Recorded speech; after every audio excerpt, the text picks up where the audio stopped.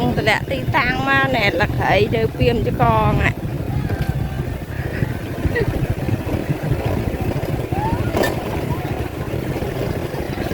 vịt ấu nó nhà chun bông phò có tham ấu nè và hành tới cho ca tới anh không thích thốt vịt ấu nhà bông pi bay vịt tí bông là lời con thốt áo vậy